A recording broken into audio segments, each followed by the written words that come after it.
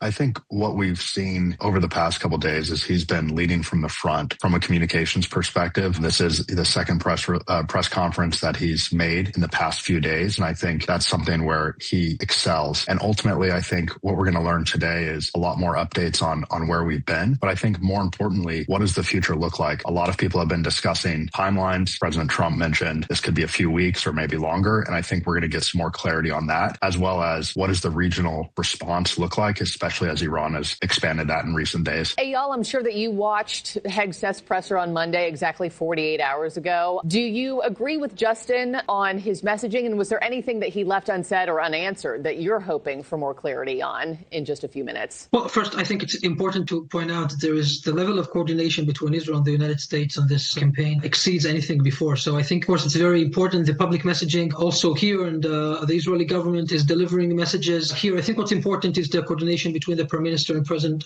Trump on this, and between our Minister of Defense and Secretary Hegseth. The questions are valid. At the end of the day, what will determine, I think, how long this will last is a decision that will be made by Washington more than will be made in Jerusalem. The list of targets and the priorities are being executed. The level of execution coordination on the field by the Air Forces is exceptional, and of course the intelligence. And I think the real question emerged: how much longer will this go? What is the level of preparedness to assist the opposition in Iran to take control and to try to take over? And as Justin pointed out, the region is suffering quite a lot. It is astonishing to me to see that the United Arab Emirates are actually suffering a much larger number of projectiles fired at them than Israel is. That's mind-boggling, but this happens to be the case. This is the Iranian choice. I think it will backfire on them strategically. Justin, Eyal just brought up intelligence there. I wanted to ask you about that as well, because President Trump said yesterday in the Oval Office he authorized the strike because he thought we had a situation on our hands in which the country was about to be attacked first. Democrats who have been briefed say there was no imminent threat to the United States. I'm curious why there's been such a divide on what kind of threat Iran posed. Are they not all seeing the same intel? Well, I would say certainly President Trump is privy to the absolute most possible intel out of anyone. But ultimately, I think it's unfortunate that this has been so divided and partisan in some areas when Iran has proven itself to be a threat to the United States and our allies for decades. And ultimately, where we are today, it's very clear that there were very strong reasons for making these strikes and actually executing on this today. And so I think it's unfortunate it's become partisan, but ultimately I think President Trump made the right decision at the right time.